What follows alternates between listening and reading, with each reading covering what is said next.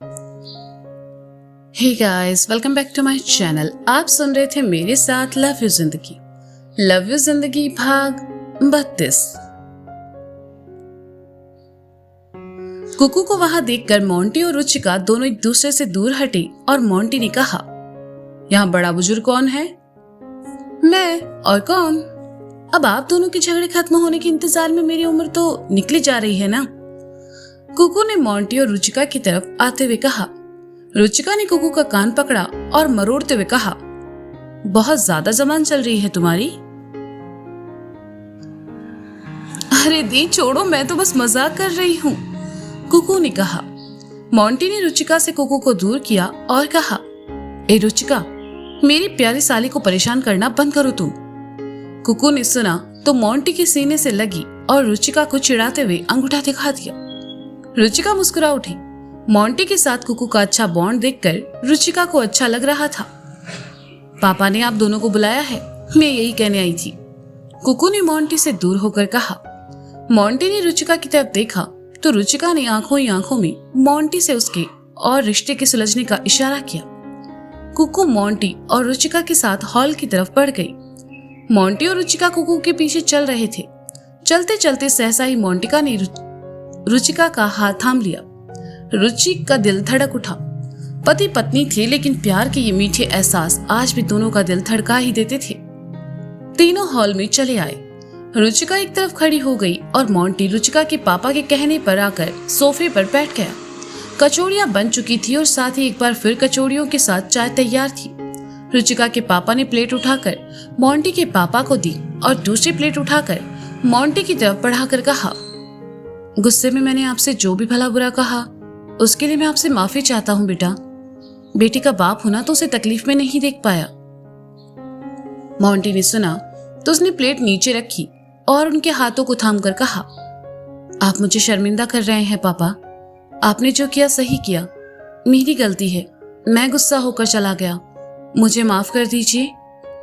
Monty को माफी मांगते देखकर रुचिका के पापा का दिल भर आया। उन्होंने देखा मोंटी के चेहरे पर बिल्कुल भी शिकन के भाव नहीं थे, उल्टा वह सामने से उनसे माफी मांग रहा था। रुचिका के पापा उठे और मोंटी को गले लगाकर कहा, मुझे माफ कर दो बेटा, आपको समझने में मुझसे बहुत बड़ी भूल हुई, मैं बहुत शर्मिंदा हूँ। मैंने आपको रुचिका की साइड से देखा, आपकी बात सुनी ही नहीं और आपको इतना सब कह दिया। सही वक्त पर आपने मेरी आंखें खोल दी, वरना इतना खूबसूरत रिश्ता टूट जाता। अरे ऐसे कैसे टूट जाता भाई साहब? अगर मोंटी नहीं मानता तो मेरे पैरों में जूता है। इसके मॉडर्न जमाने में होता होगा छोटी छोटी बात पर शादी तोड़ना, हमारे यहाँ सिर्फ जोड़ने का काम होता है, तोड़ने का नहीं, मोंटी के पापा ने कहा। रुचिका के पापा ने सुना तो मोंटी से दूर हटे और प्लेट में रखी मिठाई का टुकड़ा उठाकर मोंटी के पापा को खिलाते हुए कहा, तो फिर इस बात पर मुंह मीठा कीजिए समधी जी। हाँ हाँ क्यों नहीं, लीजिए, आप भी लीजिए। कहते हुए मोंटी के पापा ने भी रुचिका के पापा को मिठाई खिला दी। रुचिका ने देखा तो खुशी से उसका चेहरा खिल गया। अब तक जैसे हालात थे, रुचिका घबरा रही थी कहीं मोंटी से हमेशा हमेशा के लिए दूर ना हो जाए, लेकिन आखिर में सब सही हो गया। रुचिका और मोंटी की मम्मी भी खुशी से मुस्कुरा रही थी। आखिर उनके बच्चों का घर टूटने से जो बच गया। दोनों ने एक दूसरे को मिठाई खिलाई। कुकू ने देखा तो रुचिका को साइड हक करके धीरे से कहा, कांग्रेचुलेशन दी, सब ठीक हो गया, अब खुश है ना आप? खुशी से भरकर रुचिका ने हामी भरी और जैसे ही सामने देखा पाया मोंटी उसके सामने खड़ा है। मोंटी ने हाथ में पकड़ा मिठाई का टुकड़ा रुचिका को खिलाया और कहा, मुबारक हो। रुचिका ने आधा टुकड़ा खाया और बचा आधा मोंटी को खिलाते हुए कहा, तुम्हें भी। जीजू, क्यों ना इस खुशी के मौके पर थोड़ी शॉपिंग हो जाए, WTP चलते हैं और वहां बहुत मजा आएगा। मोंटी ने रुचिका की तरफ देखा तो चलने का इशारा किया। वह मोंटी के साथ अकेले कुछ वक्त बिताना चाहती थी और इसके लिए घर से बाहर जाना बहुत जरूरी था। कुकू ने सबको ये बात बताई तो सबने खुशी खुशी हामी भर दी। अब मोंटी के मम्मी पापा शादी के बाद पहली बार जयपुर आए थे, इसलिए रुचिका के पापा ने मंदिर जाने का प्लान बनाया। चाय नाश्ते के बाद मोंटी के मम्मी पापा फ्रेश होने चले गए और कुकू रुचिका के साथ शॉपिंग जाने के लिए निकल गई। चंडीगढ़ अवी का घर। निबी कहाँ है और वो कहाँ चली गई? चौधरी साहब ने घर के मैन हॉल से अंदर आते हुए कहा। शीतल उनके पास आई और कहा, पता नहीं अंकल, कुछ देर पहले वो अपने कमरे में सो रही थी। उसे आराम करने के लिए छोड़कर मैं नहाने गई थी। जब वापस आकर देखा तो निबी अपने कमरे में नहीं थी। मैंने सब जगह देखा लेकिन वो कहीं नहीं है अंकल। निबी ऐसे कहाँ जा सकती है? मुझे तो बहुत डर लग रहा है, कहीं उसके साथ कोई दुर्घटना ना हो जाए। सौंदर्या ने घबराए हुए स्वर में कहा। I am sorry uncle, I am sorry aunty, मैं निबी का ख्याल नहीं रख पाई, मेरी लापरवाही की वजह से। कहते कहते शीतल रो पड़ी। शीतल बेटा, इसमें तुम्हारी कोई गलती नहीं है, शांत हो जाओ, निबी यहीं कहीं मिल जाएगी, तुम खुद को दोषी मत समझो। चौधरी साहब ने शीतल को शांत करते हुए कहा। शीतल बेटा, तुम खुद को गलत मत समझो, हो सकता है घर में किसी को ना पाकर निबी कहीं बाहर चली गई हो। मैं उसकी दोस्तों को फोन करके पता करती हूँ, वो यहीं कहीं होगी, तुम बैठो और शांत हो जाओ। सौंदर्या ने शीतल से कहा। भोला, जरा पानी लाना, चौधरी साहब ने भोला से कहा।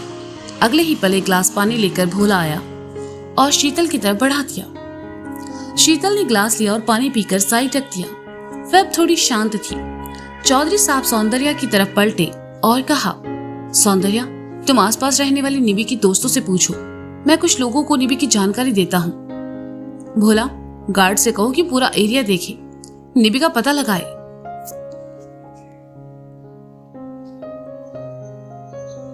चौधरी साहब का आदेश सुनकर भोला वहां से चला गया और चौधरी साहब भी चले गए। सौंदर्या ने बैग से अपना फोन निकाला और वही शीतल के बगल में बैठकर निबी के दोस्तों को फोन लगाने लगी। किसी को नहीं पता था कि निबी कहाँ गई है, न दोस्तों को न पड़ोसियों को। हताश होकर सौंदर्या ने भी अपना सर झुका लिया। शीतल ने उन्हें यूं टूटते देखा तो अपना हाथ उनके कंधों पर रखा और कहा, परेशान मत होइए आंटी, निबी मिल जाएगी। वो ऐसे बिना बताए कहाँ जा सकती है? सौंदर्या ने उदास होकर कहा। शीतल ने सुना तो उसे एकदम से अनुराग का ख्याल आया और उसने कहा, आंटी, कहीं ऐसा तो नहीं कि अनुराग की मौत की खबर सुनकर निबी उसके घर चली गई हो? सौंदर्या ने सुना तो उन्होंने शीतल की तरफ देखा। जो ख्याल शीतल के जहन में चल रहा था अब सौंदर्या के जहन में भी चलने लगा। निबी का कहीं नहीं मिलने का सीधा सीधा शक अब वहीं जा रहा था। अनुराग को खत्म हुए 24 घंटे से ज्यादा वक्त हो चुका था और उसके घर वाले उसकी डेड बॉडी लेकर कल ही जा चुके थे। अब तक तो उसका अंतिम संस्कार भी हो चुका होगा। ऐसे में निबी वहां जाकर क्या करेगी? सौंदर्या को सोच में डूबे देखकर शीतल ने कहा, आंटी, अनुराग सर की मैनेजर का नंबर मेरे पास है, मैं उसे फोन करके पता करती हूँ, हो सकता है निबी वहां हो। और अगर वह वहां नहीं हुई तो? सौंदर्या ने चिंता होते हुए कहा। आंटी, आप पॉजिटिव रहिए, हम सब जानते हैं अनुराग अच्छा इंसान नहीं था, लेकिन निबी ने तो सच्चे दिल से उससे प्यार किया था। अनुराग ने उसे धोखा दिया, इस तकलीफ के साथ शायद वह जिंदगी जी सकती थी, लेकिन अनुराग अब इस दुनिया में नहीं है। ये दर्द उसके दिए धोखे से भी बड़ा है। मैं उसकी मैनेजर से बात करके देखती हूँ, शीतल ने कहा। सौंदर्या ने हामी में सर हिला दिया। वे इस वक्त कुछ भी बोल पाने की स्थिति में नहीं थी। एक तरफ नैना थी और दूसरी तरफ शीतल, और सौंदर्या का दोनों के साथ ही बहुत होना जरूरी था।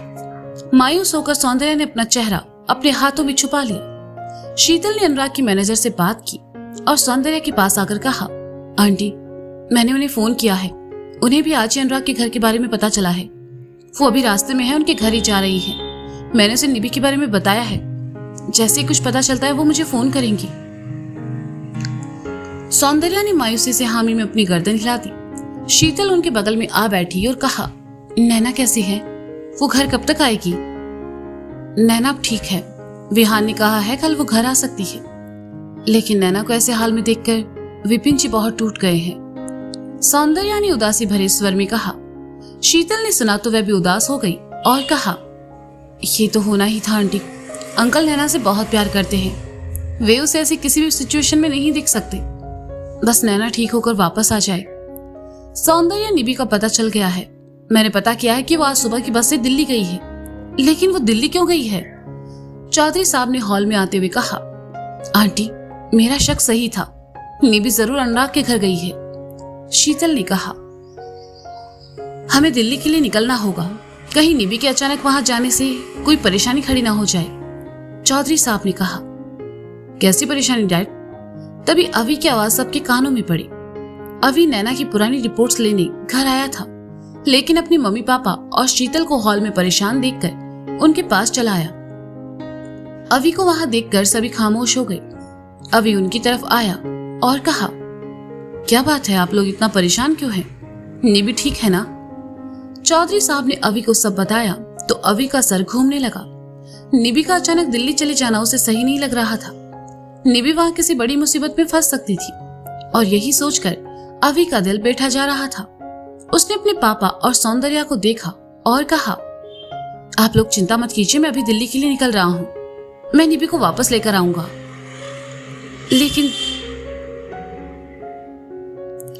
लेकिन तुम अकेले? यहाँ नैना को तुम्हारी जरूरत है।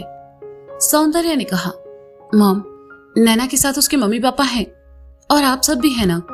निबी इस वक्त जो महसूस कर रही है वो मैं समझ सकता हूँ। उसने उस इंसान को खोया है जिसे वह प्यार करती थी। इस वक्त उसे संभालना बहुत जरूरी है और अनुराग के घर वाले पहले ही इससे नाराज है। कहीं वो अनुराग का गुस्सा निबी पर ना निकाले।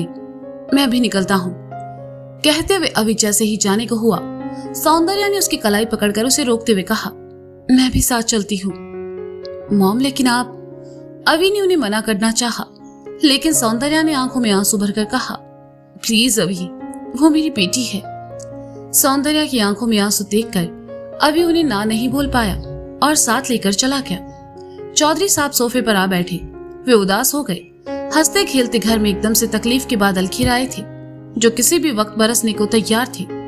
शीतल ने उन्हें परेशान देखा तो उनके कंधे पर हाथ रखकर कहा, चिंता मत कीजिए अंकल, सब ठीक हो जाएगा। चौधरी साहब ने शीतल की तरफ देखा और हामी में अपना सर हिला दिया। आशीर्वाद अपार्टमेंट, दिल्ली। मिसेस आहूजा को वोटिंग के लिए प्रचार प्रसार करते देखकर मिसेस शर्मा पर भी भूत सवार हो गया और वे भी अपनी 4 सहेलियों के साथ निकल पड़ी सोसाइटी के लोगों का दिल जीतने। मिसेस आहूजा और मिसेस शर्मा दोनों ही हर फ्लैट के सामने जाकर बड़े बड़े वादों के साथ वोट मांग रही थी।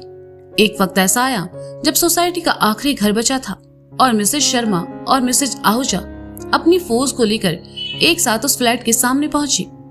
मिसेस आहूजा ने मिसेस शर्मा को देखा और मुंह बनाकर बेल बजाने के लिए जैसे ही अपना हाथ डोरबेल की तरफ बढ़ाया, मिसेस शर्मा ने उनका हाथ साइड में किया और खुद बेल बजा दी।